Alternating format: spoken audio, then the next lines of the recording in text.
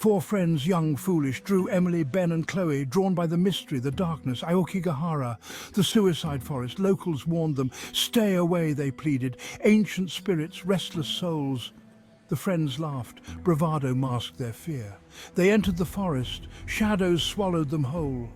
The air grew heavy, thick with the scent of pine and something else, something metallic, like old blood. Sunlight struggled to penetrate the dense canopy. The silence was unsettling, broken only by the crunch of their footsteps. Each step felt heavy, like they were wading through water.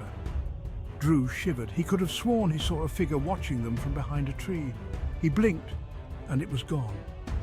They pressed on, deeper into the heart of the forest. The path, barely visible to begin with, disappeared entirely. They were surrounded by trees, gnarled and twisted, their branches reaching out like skeletal fingers. Emily felt a chill run down her spine. The air was heavy, oppressive. It felt like the forest itself was watching them, judging them.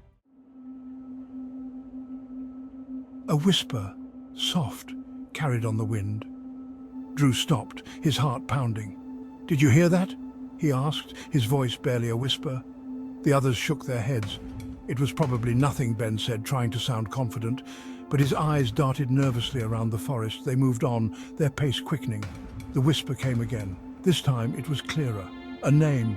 Emily's name. She stopped dead in her tracks. "Someone called my name," she whispered, her voice trembling. Chloe put a comforting hand on her arm. "It's just the wind, Em," she said. But she couldn't shake the feeling that something was wrong. The forest was alive, watching them, listening to them. They were intruders, and they were not welcome. The whispers started again, louder this time, all around them. Names, fragments of sentences lost in the rustling leaves. Drew could feel his fear rising, threatening to overwhelm him. He wanted to run to escape the suffocating darkness of the forest, but he knew it was no use. They were trapped. They pushed on, desperate to find a way out of the oppressive forest. The air grew colder, the light dimmer. The whispers were constant now, a chorus of disembodied voices swirling around them. Chloe tripped over a root, sprawling onto the forest floor. As she looked up, she saw something that made her blood run cold. High above them, in the tangled branches of a tree, was a pair of eyes. They were watching them, cold and malevolent. Chloe scrambled to her feet, pulling at Ben's arm. "Look," she hissed, pointing to the tree. But when they looked, the eyes were gone. The feeling of being watched intensified. Every shadow seemed to hold a figure, every rustle of leaves a whispered threat. They were being herded, driven deeper into the forest. Drew stumbled, his ankle twisting beneath him. As he fell, he saw something glinting on the forest floor. A camera. He picked it up, his fingers brushing against something cold and damp. He didn't need to look to know what it was. Blood. Section 4. The Unseen Crowd. Panic welled up inside Drew. He showed the camera to the others, his face pale. "We need to get out of here," he whispered, his voice shaking. "Now!" They started to run, their fear lending them speed. They ran blindly, crashing through the undergrowth, desperate to escape the unseen menace that stalked them. But the forest seemed to stretch on forever, a labyrinth of shadows and whispers. The whispers grew louder, merging into a cacophony of voices. They were surrounded. Drew could feel the presence of unseen eyes on them, watching their every move. He could almost smell them, the scent of decay and despair clinging to them like a shroud. They burst into a clearing, a small patch of open ground in the heart of the forest. In the center stood a single tree, its branches bare and twisted. Hanging from the branches were dozens of objects, clothes, backpacks, trinkets, and something else.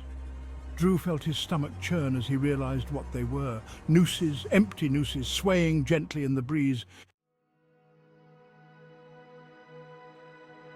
Section 5. A chorus of silence.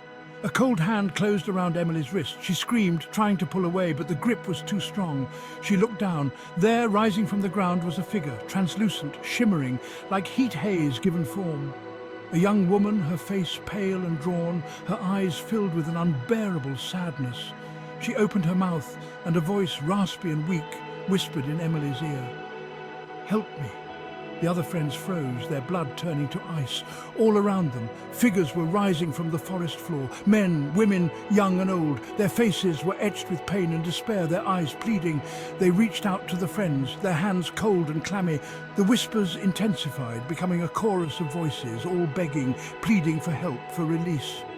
Chloe felt a scream building in her throat, but no sound came out. She was paralyzed with fear, her eyes darting from one ghostly figure to the next. Ben stood frozen, his face ashen, his eyes wide with terror. He had never believed in ghosts, but the evidence was right there in front of him, surrounding them, touching them.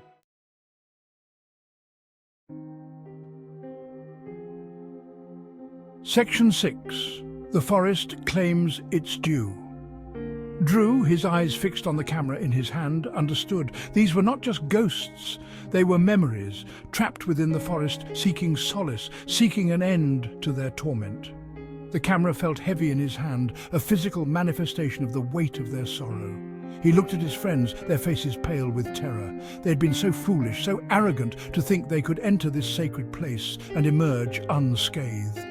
The forest had other plans.